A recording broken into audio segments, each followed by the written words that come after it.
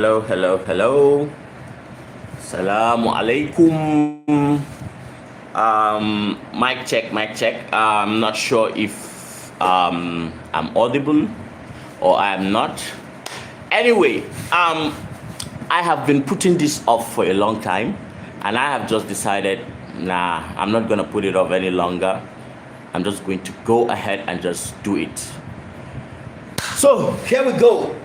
Bismillahir Rahmanir Rahim.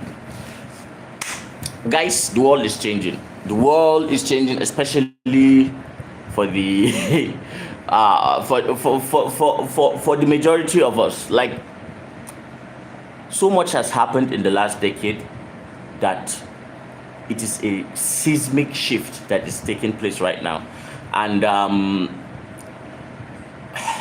for the Northern Nigerian, there is a peculiar problem, a very, very peculiar problem. Well, first of all, even within Nigeria, we are a disadvantaged bunch. We are so disadvantaged that we constitute the majority of out of school children. I mean, is it at the last count we have 23 million out of school children? That is just so staggering, so staggering.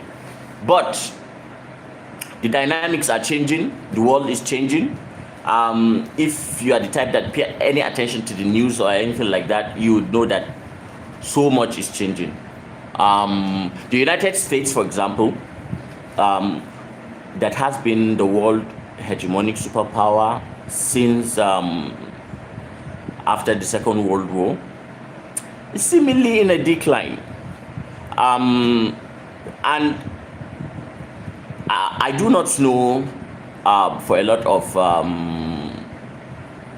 people who do not follow international news, but if you follow international news, then you should know, you should see that there is a seismic shift that is going on right now. Now these shifts have very, very, very, very huge implications, especially for me and you, the sub-Saharan African. And if you bring it down a bit, the Nigerian. If you bring it down a bit, the Northern Nigerian. The Northern Nigerian is the most disadvantaged demographic in Nigeria. When you look at all the metrics, development metrics, we are behind. Now, what does this mean? What does this mean for our future? Well, that is what we are going to delve into today, and we are going to try as much as possible to stay away from conspiracies and just focus on the facts of the matter and tell ourselves the truth, because, well, facts do not care about your feelings. What will happen. It is the world that we are facing right now. Okay, let's start from the beginning. After the First World War, there was an institution that started. They called it the League of Nations. Now, the League of Nations was supposed to do what the United Nations later did, because it was supposed to actually guarantee the sovereignty of small nations, such that big powerful nations would not just use their militaries and just come over and dominate and invade and take over territory just like that. Hello, Mackenzie Cox. Hi, welcome. William, how are you? It's great. We have 9 people following us. Hey, so thankful. Welcome. I'd like you to introduce yourself. Wa alaikum assalam, Kannywood film critic. Welcome. Whoa, that Kannywood film critic. Okay, you sound familiar. Anyway, can you tell us where you're watching from? And let's get to it. Okay. Good. Now, China is on a path to demonstrate that at least if it does not become the world superpower, China is going to create. We are no longer going to live in a unipolar world where the United States dictates everything, wags its hands and fingers on everybody. China has a say, and China must be listened to, because China literally almost controls, the majority of the supply chain of the world right now.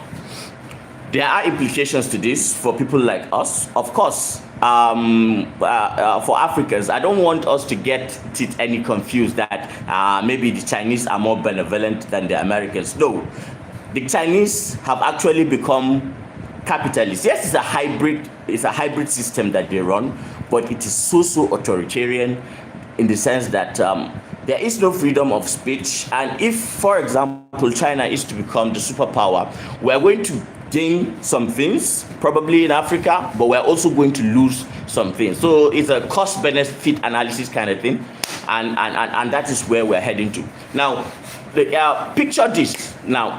Let me just give you an example. Let me bring this down to here in Nigeria, in Northern Nigeria, what is actually happening.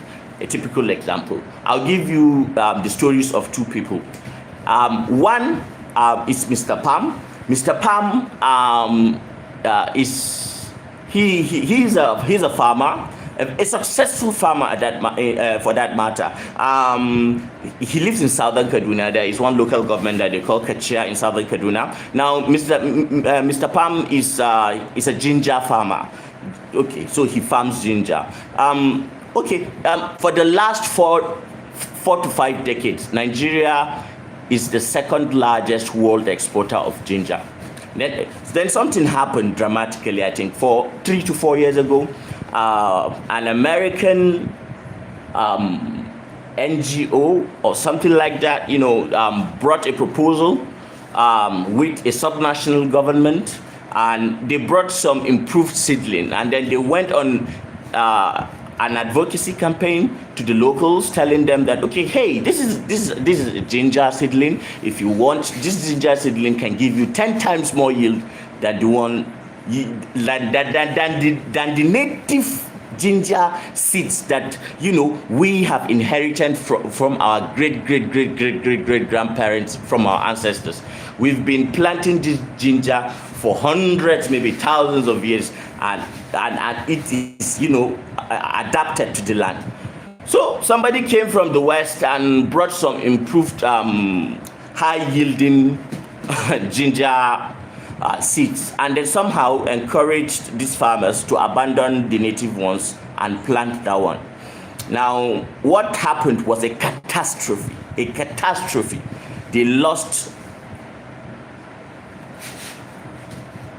They just lost everything. People went bankrupt.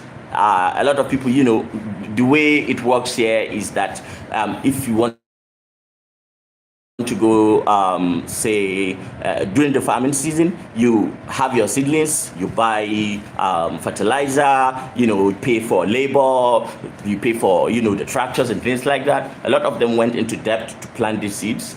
And then what actually happened was that the crops failed. The ginger failed totally. Now, how? It didn't stop there. There was this fungal disease that all the ginger kept having.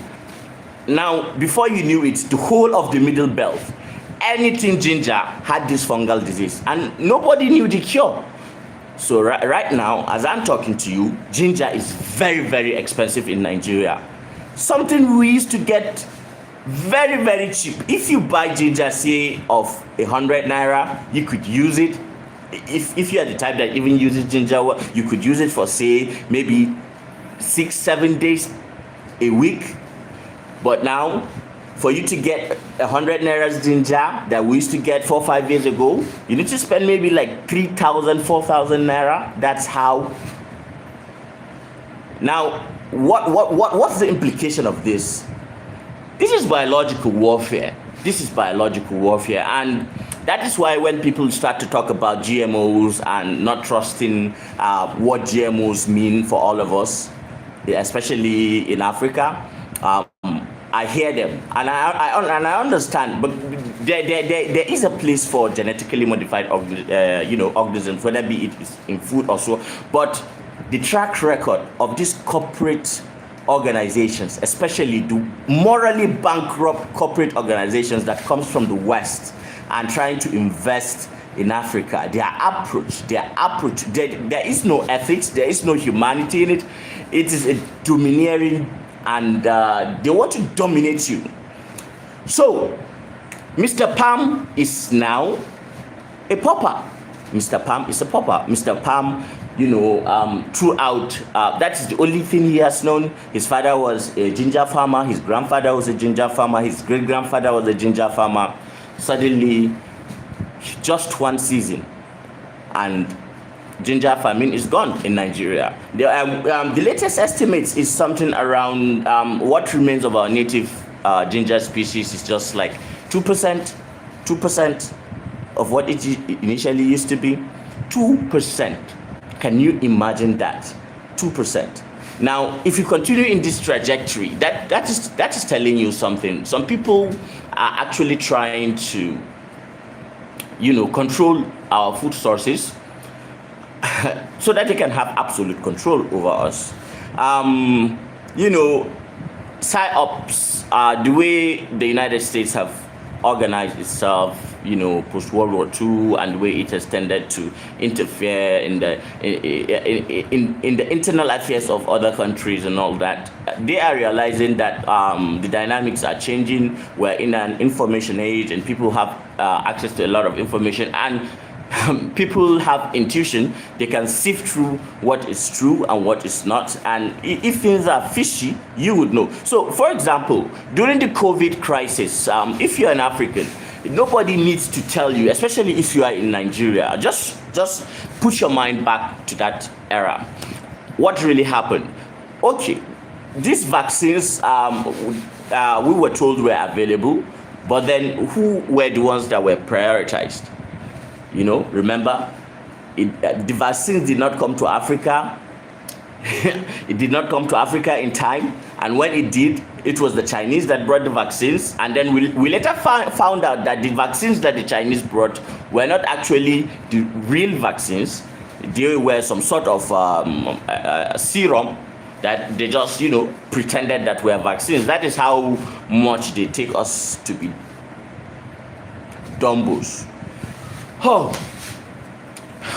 The reality today in Nigeria is that a lot of people do not even know this. And if you're a Northern Nigerian, let me tell you this so that you know right now how difficult life is really going to be in the next couple of years. It's not going to take a lot of time. It's just going to take a couple of years, say 5-6 years. And my belief personally is that we are the last generation of people who are going to experience, a certain degree of freedom, personal and even, communal, because where we're going to right now is a world that is going to be of dominant total control.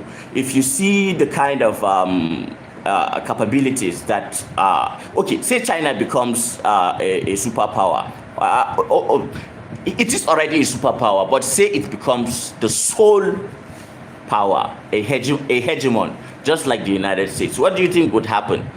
China is a police state. Like they have cameras everywhere in China.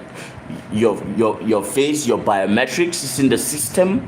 You are monitored, surveillance 24 hours. In some Western countries, there's this talk about propaganda and all that, and they say there is social credits. So imagine living in a society where you have a car, but then your car cannot cross a threshold. Say, for example, you cannot cross one border and go to another border. Or say the government can just decide to switch your cars off so that it won't work on a certain day. And then you are using electronic devices that are all bugged with some sort of AI, whatever. It's a dystopian world we are going into. Okay, now for the average Northern Nigerian, Malam Bahaushe, Malam Birom Babur, Nupe, Basakwachi, whoever you are watching from, man, we have to tell ourselves the truth. It is not really looking very good for us, where we're heading to, and our mindset, and because we have not prepared ourselves, We are not ready for what is coming. AI is going to wipe up a lot of jobs, a lot of jobs.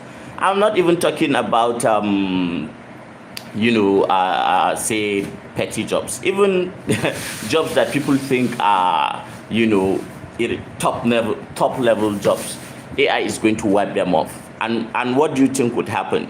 Before anybody considers Africa, it's going to take time. So Africa is going to suffer a lot of these consequences. A lot of these consequences. For example, look at what happened when the United States decided to invade. The United States has a history of killing off our freedom fighters, and they had their time to rule the world. They had us fooled for a while, but now the mask is off. Everybody has seen the United States for what they are. They are actually just the normal imperialists. Yeah, the ideals of America, of justice, that all men are created equal. Those ideals, those are timeless, almost perfect, divine ideals. But in reality, the United States is a cutthroat capitalist system that prioritizes profit than human dignity, happiness, welfare, justice, fairness, everything. The United States is so parasitic that it is literally killing the earth. Literally.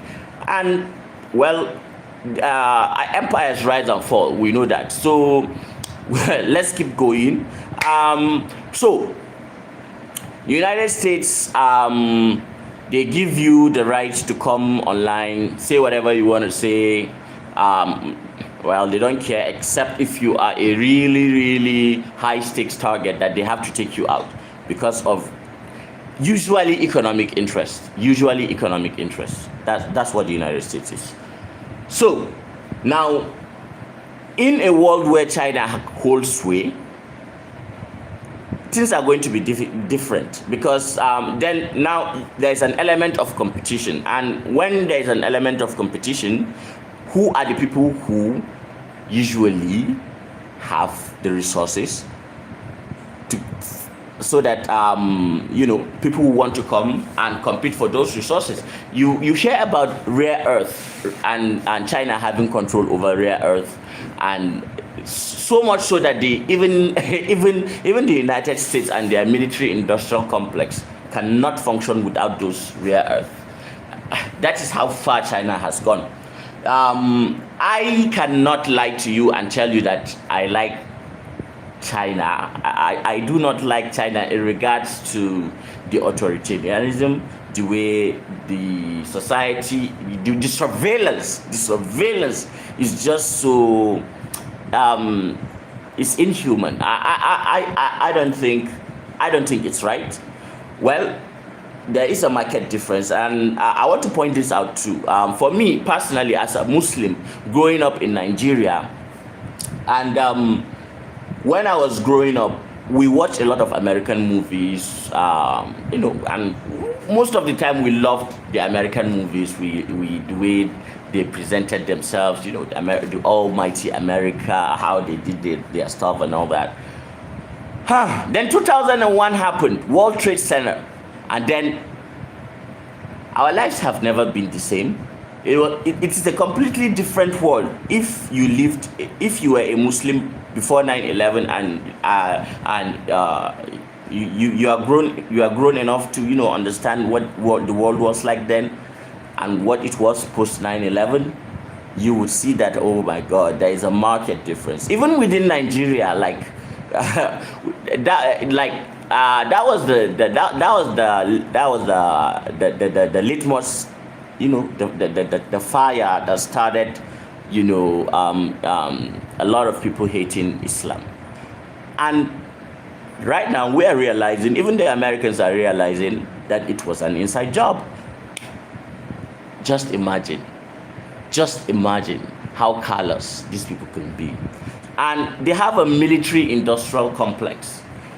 the love of money have made these people to invest so much in weapons of war and employ people to keep developing these weapons of war, and therefore for that for those people to still get a job and for the corruption to keep going on, they need to have forever wars. And that is why America in its 70-year dominance has been an empire that has, you know, always been in one war. Or I think, I cannot recall exactly, but in the history of America, I think they have never had 2 years of complete peace. They are always in war. Right now they have over, is it 700 bases, something like that. they are a warring people, and America has its benefits and it also has its demerits. Okay, let's talk about the benefits that America has had on sub-Saharan Africa, then on Nigeria, then on Northern Nigerians. Okay, all right. Post World War II, Europe, Europe was destroyed. Everything was gone. The economy has practically collapsed. They had nothing. Well, the United States argued and said, okay, look, Europeans, give these countries that you hold dominion over as colonialists, give them their sovereignty back, give them their freedom back. And then if you recall, most of the British and French colonial empires actually gave away, they gave freedom, at least in principle, but they still had business interests and have controlling stakes in our economy, and they made sure that our economy stayed extractive. So while America gave us like Nigeria and the freedom to say, hey, we are Nigerians, we are free people with one hand, it took away our economic freedom with another hand. How does America does that? Okay, several ways. First, I told you how as a Northern Nigerian, wherever I go in the world, by the virtue of my name, people are just suspicious of me because they see Hassan Abdullahi and they say, oh, Islamist. Okay, and then that's one. Two, the exploitation that the United States has done to me personally as a Northern Nigerian, I cannot say. Look, I live in Borno State in Nigeria, and Borno is an arid northeastern, very close to the border of Chad, Cameroon, and Niger. So you can call Borno State like in the Sahel. It's still in the Sahel. Now the United States killed Gaddafi. Now when the United States killed Gaddafi, the United States ruined my life again. Ruined at least 16 years of my life. And every day I had to contend with IEDs, assassinations, threats to my life. I have escaped death several times. I have seen horrible things just by the singular act of killing Muammar Gaddafi. And why did they kill Muammar Gaddafi? You have to ask these questions because, well, they don't want anybody who wants to give his people their true economic power. Now, that's the third thing that America has done to me as a Northern Nigerian, that really, I feel that America has really dealt a very deep psychological blow to the average Northern Nigerian. Now, the fourth one, which is becoming more obvious quite recent, is the Palestinian question. I usually do not like to put so much emphasis on the Palestinians most of the time. Even though I am Muslim, I do not make I feel for them. I'm very sympathetic to them. What is happening to them is very horrible. But because I am from Borno State and I'm from Nigeria and I'm a black person, somehow I feel as if when our people were murdered, killed, trampled, dehumanized, starved, the world didn't care. They didn't give one rat ASS. They didn't care. The world didn't care. Now, well, the Arabs, the Palestinians are Arabs, so okay, yeah, and well, their brothers in the Gulf countries are very, very wealthy people and have significant stakes in American banks and in Western economies. So at least they have somebody to fight for them. Look at what is happening in Sudan. Do you know the kind of people that are dying in Sudan? Do you know how deadly that war is? But it is only Palestine. Don't misunderstand me. I feel for the Palestinian people. It is horrible what is happening to them. And I believe that God is a God of justice, is a God of fairness, and in his own term, he is going to serve justice to the transgressors. It is obvious that the Israelis and the United States are the transgressors because they have already showed the world their hypocrisy, and it is obvious that we just have to talk. A genocide is happening in the Middle East, and yeah, it is being live streamed. Everybody is seeing it, and it's unfortunate. Yet, when it happened to us here, nobody gave anything. Nobody cared. Nobody really cares about Africa, and that is why I'm really, really worried with what is going to happen when the world, shifts and things begin to change. Now, our people are usually subsistent farmers. Now, over time, we have learned to start using tractors and things like that to get more yield from our farms. And yes, we are trying, we are moving, we are going from places to places. But have we adapted enough? No. Why? A lot of the things that are happening to us as our Africans are not of our making. It is unfortunate, but it is what it is. The climate change that people are talking about, we did not cause climate change. We did not pollute the environment with CO2 and chlorofluorocarbons and whatever the hell the industrialized countries did. But yet, we are the ones that are suffering from the droughts. We are the ones that are suffering from the floods. We are the ones that are suffering from the wars. And this idea in your mind that the world takes Africans as somehow they are equal, it's not true. The reality of the world is that there is a pecking order, and we all know who is at the top right now and who is second, who is third, who is fourth. But we know our places. If you look at just the body language of our leaders when they interact with, their counterparts outside in the West, you would know that, there is a problem. There is a very big problem. I have always pointed this out. Just look at the way we conduct our elections in Nigeria.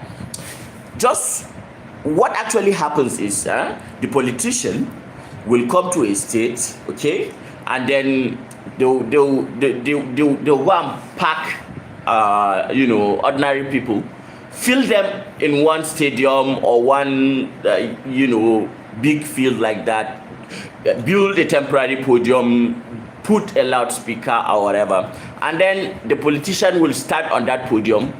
Usually it's an umbrella or a broom, and then the politician will take the umbrella and he will call something like GGG, and everybody will say Jah power, or he waves a broom and said hey CD, and everybody will say hey Che, and then one man will come, a musician will play song, they will dance, people will they'll be given t-shirts. That is the way we do our elections. But then pay attention, what usually happens is within that period, where do they go? They go to Chatham House, don't they? And when they go to Chatham House, what do they actually talk about? Who do they really talk to? And it is in Chatham House that they actually discuss policies. That is why I do not really care who becomes the president of Nigeria that much, because if you paid attention to what Tinubu said in Chatham House and what Atiku said in Chatham House during, the last election cycle, they all said almost similar things, because they all promised to remove subsidy. And if you know these Westerners, they rely on us having to, the more we suffer, the more they gain. Like that is it. Like, okay, there is a claim that we have a Freedom of Information Act in Nigeria right now, that you could write to the government and seek for information. It just sounds so comical, because you'll never get that kind of information, not in Nigeria. Hello, Bella Olajumoke. Great to see you. Hey, it's good to see you. Hello.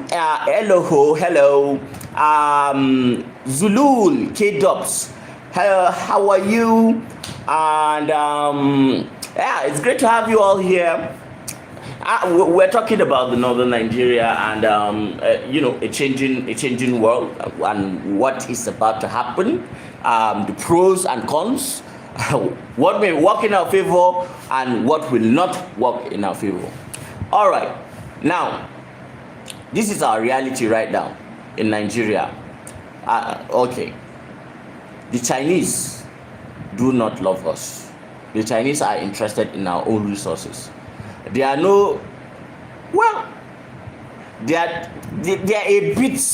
a bit better than the West, in the sense that at least they they build bridges, infrastructure and things like that, in the host countries, and they do not have institutions like IMF and the World Bank that necessitates that you depreciate your currencies so that they transfer their burden, their debts to you. Just imagine in Nigeria today, the minimum wage is 70,000 naira, 70 goddamn thousand naira. How many hours would you need to work for you to get 70,000 naira? And that 70,000 naira in urban centers wouldn't take you up to 10 days. In reality, it wouldn't take you up to 10 days. And you are putting in the work, but where is the value going? Ask yourself. We keep taking up these debts, and okay, now that is the Americans. The Americans, they use the IMF and the World Bank, to keep us poor, to devalue our currency, to transfer. The Americans print dollars in trillions every year. They just manufacture money out of thin air, and then they push it to other countries like us. So we are suffering, we are working, we are trying to make ends meet for our own families, yet some redneck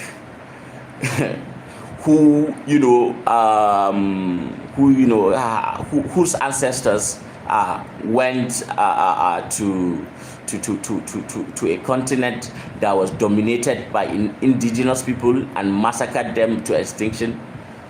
A redneck is actually benefiting from our labor because of his, because they control the world financial system. That is a problem. That is a very, very big problem, and something must give. This slavish kind of way of living, it's not natural. You hear about the debt of the world now being around, is it 30 trillion or something like that? $30 trillion, something like that.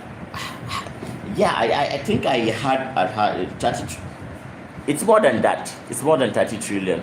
Yeah, if you know what it is, please let me know. I think it's a lot of money. So who is owing who? Like, The way the world works, the way God has created this world is whatever it is that you need, the earth provides. The earth provides. So why do we have to labor and labor and labor and labor and labor and labor in vain all the time just to make ends meet? And then we are not even happy. Do you know that it has been proven that since human beings moved to urban centers and started living this life today that we call what do we call it, civilizations, this 21st century civilization, that we have been more and more depressed and unhappier because our communal bonds have been cut, and this individualistic philosophy, worldview, is not natural. The human being is a social animal. He is supposed to live in a communal environment where everybody looks out for everybody. But unfortunately, and especially for us Africans who, have not only been conquered physically, we have also been conquered ideologically. Somehow we feel as if the white man's kind of way is his kind of life is the best kind of life. So you see a lot of Nigerians, putting in a huge effort just to leave Nigeria to go and live in one desolate Scandinavian country where it is so damn freezing, where it is so sterile, where the people are so well, for an African, they are like who? They are not just like social at all. I mean, any person, any culture that when they have an old person, they take that person to an old people's home and say they don't. It's not that old person. It's not their responsibility. Then that culture does not understand what is family and does not understand what is true love and sacrifice for the sake of family. They don't. That is not the way the human society and community is supposed to function. And any society too that believes, okay, if I train my kid and he reaches the age of 18, then it's no longer my problem. I'm done. He can go into the world, be whatever the hell he wants to be. Are you sure? Because we know the science. The science is already proven that the human brain is still developing up until the age of 25. 25. Now, imagine the irony of conscripting a 17-year-old, giving that 17-year-old an assault rifle, sending that 17-year-old to the war front. War, death. The government can do that. And yet somehow, a 17-year-old is a minor. A 17-year-old is a child. You can kill a child that way by sending him to war. So you know what you are doing is not right. But it is a capitalist cutthroat system that they are doing in America. Especially America. America is the worst of the worst. Why America is the worst of the worst is there is no universal health care in America. Everything in America you must pay. Everything. You take one step out of here, you pay. Insurance, this, everything, insurance that, insurance this, insurance that, pay here, pay there, pay here, pay there, pay here, pay there, pay here, pay there. If the Americans had their way, they will commercialize oxygen. And somebody will buy it, and then you'll have to subscribe. Now, that is the difference between the Americans and the Chinese. I kind of talk too much sometimes because I'm too extroverted. I'm sorry, but the point is there are benefits and also pitfalls in our relationship with both sides. Had it been, we have a history of having competent leaders who negotiate on the best interest of our people, then I would have said I wouldn't have been worried, say, if China becomes more relevant or whatever. But the evidence before me as a Northern Nigerian is that I talked about Mr. Pam, who is from Southern Kaduna. Now let me talk about Malam Hudu, who is from Anka in Zamfara State. Now Malam Hudu is a maize farmer. Malam Hudu, usually farms maize, millet, and sometimes he does and then he does animal husbandry. Malam, he stays around the Kotorkoshi area. If you know Zamfara, Kotorkoshi is a mountain. It's a mountain range. I think that those mountains are they are ignorant. But what actually happened to Malam Hudu is that the Chinese came. Oh no. It was not like the Chinese were the ones that first came, but then somehow gold was discovered there. And what then happened? Malam Hudu, three of his children were shot dead. Malam Hudu himself is now living. He has only one leg. The other one has been amputated because he was shot on the leg, and somehow he got gangrene or something like that, and then he had to be amputated. Now Malam Hudu's life is just one out of many. And who do you think are the people who are mining this gold in these places? Who do you think are the people who are mining this gold and who are fomenting the trouble? It's the Chinese. Just if you have time, go online. Just search Chinese arrested in Nigeria, illegal mining. You would see there was a time that in Zamfara 18 were arrested. 18 Chinese. None of them had a valid visa permitting them to come into Nigeria. Where they came in through, we don't know. I know of when the police arrested them, they were even paraded, but then we have had nothing of it. I have tried to follow up on what actually happened to them, whether they were taken to court or whatever, and wherever I go, I just meet a brick wall. There is nothing to see. So the Chinese are quite brutal people too when it comes to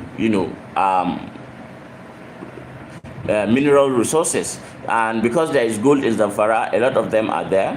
If you go to the DRC, they are there, and they are brutal people. Like, there are obviously health, safety, and environmental issues with mining. Now, so if you want to go to if you want to mine, you want to take some certain precautions and safeguards. Now, what usually happens is that you anticipate and do a seismic analysis of what type of area you are mining. Is there a possibility of contamination? Are there harmful gases where you are going into? So they force our people like Malam Hudu, sometimes under the barrel of a gun, to work like slaves. The Fulani herdsmen are a symptom. They are not the root cause of the problem. They are just a symptom. And if you want to understand this, take your time and do a research about Zamfara gold in the UAE. There is a particular street, a whole street, almost a town, that is dedicated to Nigerian gold. Yet here we are. Here are the people, the Zamfaras, the Nigerians. What do we have to show for it? Poor people being kidnapped, killed, maimed, not allowed to go to their farms because of the interest of certain individuals. Now, China, let me tell you another thing that China has done to us too that a lot of Nigerians do not know. Do you know that right now, China actually controls our money? You see this OP that everybody is just a lot of Nigerians do not know that OP is not Nigerian owned. OP is actually owned by a Chinese billionaire, and that Chinese billionaire last year 2024 OP accounted for 66% of all online banking transactions, a total of almost is it 30 something trillion naira? But you know, that does not mean that it's just that if I send you 6 naira and you send me 6 naira back, it will be calculated 12 naira, but it's the same 6 naira. So he is now having the bulk of the deposits of Nigerians. A Chinese man in China has the bulk of the deposits of Nigerians' money. Like, OP is bigger than First Bank, Zenith Bank, GT Bank, and Fidelity Bank combined. The amount of money in the hands of OP is bigger than First Bank, Zenith Bank, Fidelity Bank, and GT Bank combined. Then this is not a joking matter. This is an economic, this is a security issue. It's a national security issue. Now imagine tomorrow we have a problem with China. What do you think they can do to harm us? They already have control of our money. Oh my God, oh my God, oh my God. Another way to China can harm us is that control over our money. And I don't think our elites, have gotten the memo, because the people who usually should have, been ahead of the game didn't, and they left the chance for a Chinese billionaire to come and take over. Literally the economy, the SMEs, all the monies in SMEs are now with OP. Most of them. OP is foreign owned. Money Point is foreign owned. Which one is that? Okay, Kuda. I think Kuda is Nigerian owned. Then Pampe too is Nigerian owned. But that Pampe, the Nigerian owned one, those Pampes, they are the most useless, corrupt. I have a friend who lost 555,000 naira in his Pampe account. Yet somehow, OP, they never have issues. Very smooth transactions all the time. Very smooth transactions all the time. So there is efficiency with the Chinese, and then there's automation too coming.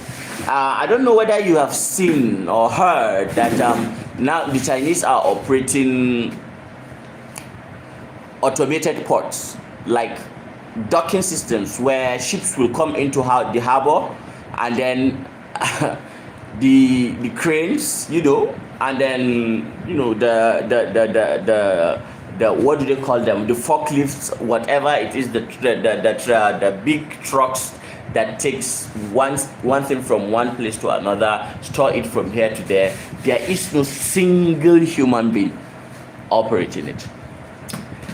And the Chinese are going to have a population collapse in the next 20 to 30 years, because they did a one-child policy some decades back, and now their population, they are getting more old people than they have people who come into the workforce and take over. So their eye is on Africa, and they feel that it is in Africa that they are going to get what they need. Well, here we are. We will continue to say whatever it is necessary to say about the Chinese. Yes, they built some things, they did some things, but the Chinese are not our natural friends. The Chinese are capitalists too, and they also look after the interest of China. That is what they care about. So if the Chinese look after the interest of China, then who looks after the interest of the Nigerian? The Northern Nigerian. Whew, there is a lot that is coming. My friend, if you are a Northern Nigerian, talk. It is time to get ready. It is time to re-strategize. I don't know. I don't know what you think you have that is going to help you, but my advice would be to start scanning the landscape and start anticipating, because things are going to change, and they're going to change very fast. It's estimated that in the next 10 years, we're going to lose 70% of people who take driving as an occupation. 70 to 90% in the next 10 years, just a decade. So imagine the kind of and driving is a huge occupation. 70% of that is a lot, and it's going to go across a lot of industries. A lot of industries are going to suffer. So that there is that.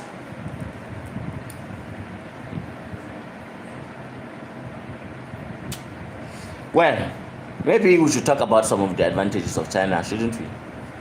Let me get some water, please.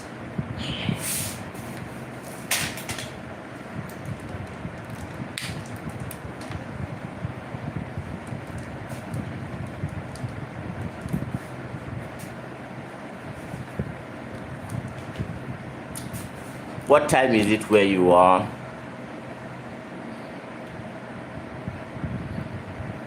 Maiduguri is some kind of place that is hot and cold. Today it was very hot all through, and then finally rained. And now almost everywhere is kind of cold.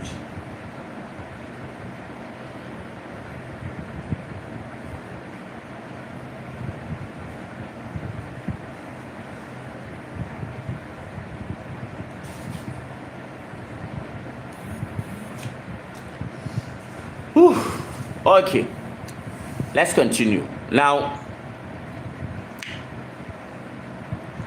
let's talk about the Chinese model, and if when China, actually becomes a global superpower or anything of such nature,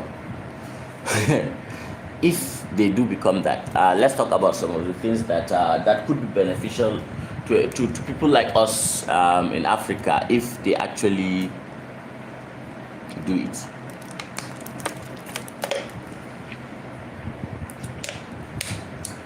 There's a lot of rumors going about China saying that in the next 20 years, that even if it means them,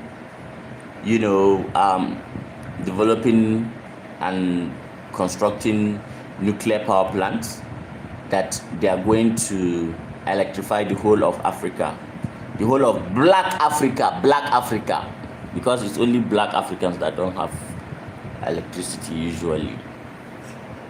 Oh. And if there's anything about the Chinese, is the fact that their society is they don't condone corruption, and they aim for efficient systems, and it seems that their leadership are more engineers, so they are more technical people, and very how they utilize resources is quite good. I like the way the Chinese, go about dealing with resources, because wow, it is a miracle to take 800 million people out of poverty in just a few decades. It's a miracle. It's a miracle. It's a miracle. It's never been done before. Nobody has done that before, but the Chinese did it. And that is some practical thinking. All right. Now, robotics are coming. And robotics is such a very big deal, because when robotics actually reach the level that, there are some people who think it's not going to reach that level, but it may, because never say never with these things. When robot is going to displace human labor,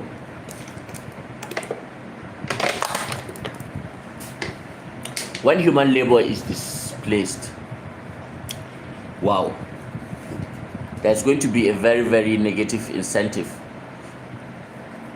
and who knows what will happen. But then science is growing in such an astronomical rate, and then who is investing in science and technology? Who are making the discoveries right now? It's the Chinese. STEM. Who have the highest people in STEM? It's the Chinese. Science, technology, engineering, and mathematics. It is the Chinese that are winning. And so it is only natural that the Chinese at the end of the day are going to win out. And when they do, when they goddamn do, I hope the Americans understand that synergy is better. I hope the Westerners understand that synergy is better, and find a way to work with the Chinese in such a way that we do not have a third world war, because that's another possibility. Yes, it is a serious possibility that there could be a third world war, and who knows what might happen. I'll leave that to your imaginations, but it doesn't look funny at all. Anyway, now if you're a Northern Nigerian, start thinking of but I don't think this only applies to Northern Nigeria. It also applies to every goddamn human being on earth who is not in the elite cycle. There are a few elite cycles in each country, and these elite cycles actually control power and economy of all those countries. So it happens everywhere. No matter how developed the country is, there is an elite cycle. In the United States, they say you hear them talk about deep state, you hear them talk about military industrial complex. Those are the elites. Like those people, they make who becomes president, and they can harm you. They control the banks and things like that. All right, that said, now where are we going with these elite cycles? What is going to happen in the near future is, I don't know if you know of what they call CRISPR-Cas9. It's a gene editing technology. Now this gene editing technology can actually make designer babies. So, such that if I am rich and I am an elite, I could go to the hospital, tell my doctor that I want my child to have an IQ of 190. I want him to be tall, muscular. I want certain characteristics, that, and then his DNA will be edited to remove certain traits, that causes some diseases, or that predisposes some diseases. So people will be having, rich people, the elites will be having healthier, more healthier more intellectually superior babies, and then there will be two classes. Now, the consequences of gene editing into the human population is the very fact that things are going to change. Maybe after, say, like 10-20 years of it coming into existence, it's going to be very, very obvious. When you see an edited baby, you cannot compete, because it's going to be genetically superior in the sense that even the strength, the muscular, the muscle build-up, maybe IQ, who knows? But a lot of these things. There was a hot mic recently that was caught between Xi Jinping and Vladimir Putin. They were talking about longevity and how that you can live to 150 years if you right now, the technology is there that you can live to 150 years. So we are facing two futures of either doom or gloom.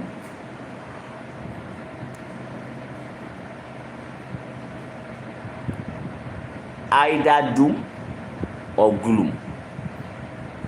No, I did not say that right. We are facing two futures. I'm not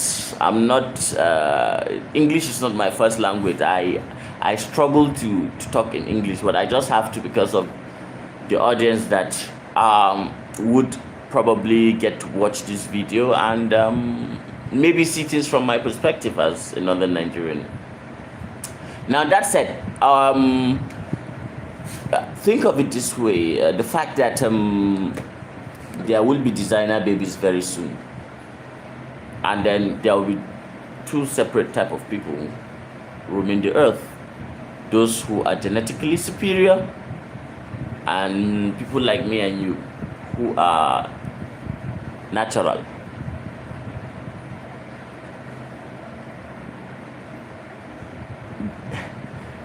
There is serious implication for that. That will mean you cannot compete. And, that notion that all human beings are created equal will now begin to be challenged. And then who knows from there what will happen.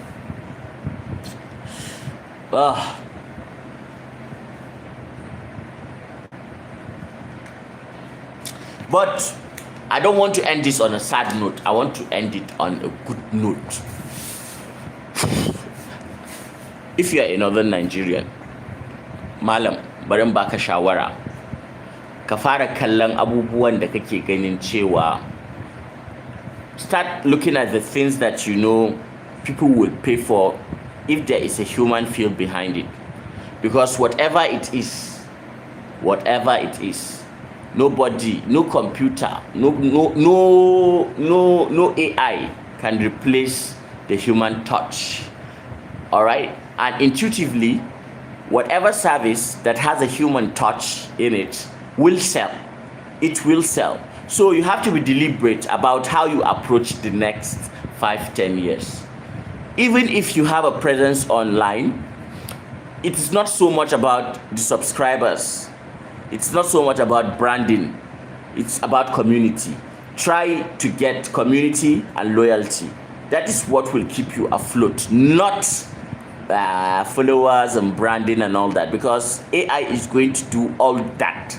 But whatever you can offer, which has a certain amount of excellence in it with a human touch, then you're gonna survive, man. You're gonna survive, excluding if there is a World War III, because if there is a World War III, then that changes everything. But let's look at the good side. Say this displacement of jobs that is coming actually does come. What are you doing to ensure that you stay above water? Find you something that has a human touch. Get loyal customers. Be very, very detailed, attentive to the customer, such that they will pay for that human touch. Whatever it is you offer with a human touch, the human intuitively will come for it, and you can gain from that. So it's not going to be so much about this curriculum that we have been on. I think even right now, the curriculum and what people have been taught in our schools, it's no longer relevant. I mean, the world has gone past that for a long time, and the parents who are smart are actually teaching their kids the skills that they need to succeed in the apocalyptic world that is coming very soon. And it is coming, and we're going to see what happens. Two possibilities for a Northern Nigerian.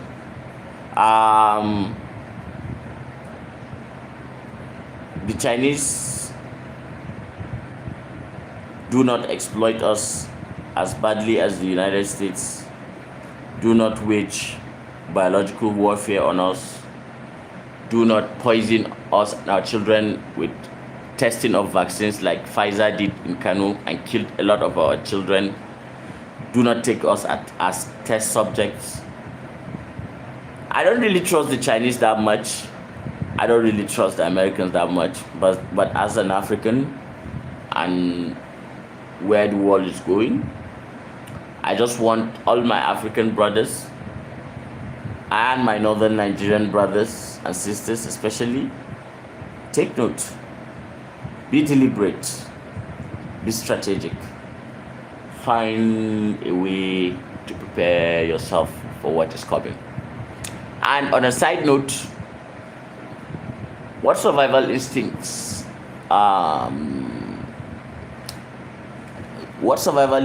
you have is irrelevant. What is relevant is your survival experience. How long can you survive, say, in the bush, in the woods, in the jungle? How long can you survive? Can you make your own fire? Can you catch your own can you catch your own food? Like, can you be the predator that you really are? Can you hunt? Can you skin an animal? Can you make fire? Can you make shelter? Can you do all those things? What kind of crops do you know how to plant, and how to nurture in such a very economical manner that can sustain you? Just for an emergency, do you know how to clean dirty water such that you can use it? All these things, try and learn all these skills. You never know what is going to happen. It's a crazy world we are living in right now, and it seems like there is some reset button that is going to be pressed. And guys, on that note, I would have to just give my final bye-byes and try to go to sleep. What time is it right now in Nigeria, in Borno State? Wow. It has been it's almost midnight. It's 11:55. So I want to say thank you very much, all of you, for taking your time to listen to my ramblings. I am just starting. I know I'm going to get better, so I ramble, but I hope I said one or two things that will help you strategize and get ready for what is coming, such that when it comes, it won't take you by surprise, and you are going to thrive. Your family is going to thrive. For the Northern Nigerian, we are faithful people.